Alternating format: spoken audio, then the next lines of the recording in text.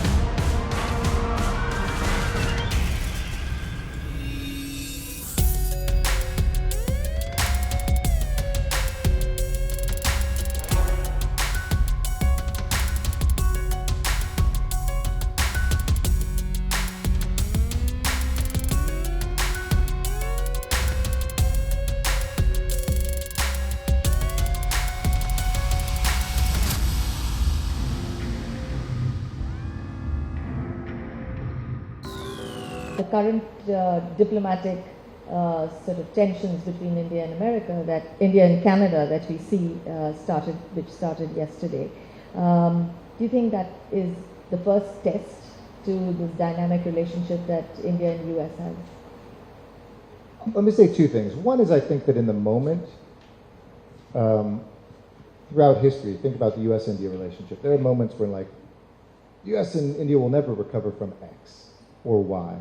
I mean, think about those moments, 1971. Think about those moments when there was the perception that U.S. was holding back India's nuclear ambitions, or the perception in America that India didn't want to be part of an international order on nuclear proliferation. Certainly we, and I know you asked about Canada, have shown you can get through the most difficult moments. And so that's always my prayer and hope no matter what, because Canada is a dear friend, partner, ally, trading partner, and happens to be our northern neighbor.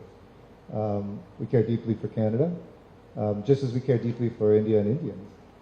And I think that moments like this don't define a relationship, but they certainly can slow down progress. And they're gut checks for everybody to say, how do we interact with each other? What do we stand for? How do we enforce ideas like sovereignty and international law? And what are our responsibilities to one another?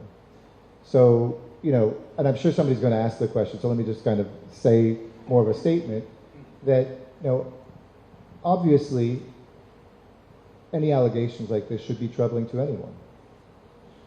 But with an active criminal investigation, I hope that we can make sure that perpetrators are brought to justice, and that we can all allow the space for that information and that investigation to occur before anybody leaps to judgment. And to me, that's the most important role I think each one of us can play. Sovereignty is a very important principle. As you've heard our National Security Council spokesperson, our State Department spokesperson, White House spokesperson say, we've been in regular communication. I'm the son of a prosecutor, so I know when there are criminal investigations, it's best to leave things at that until we know more information.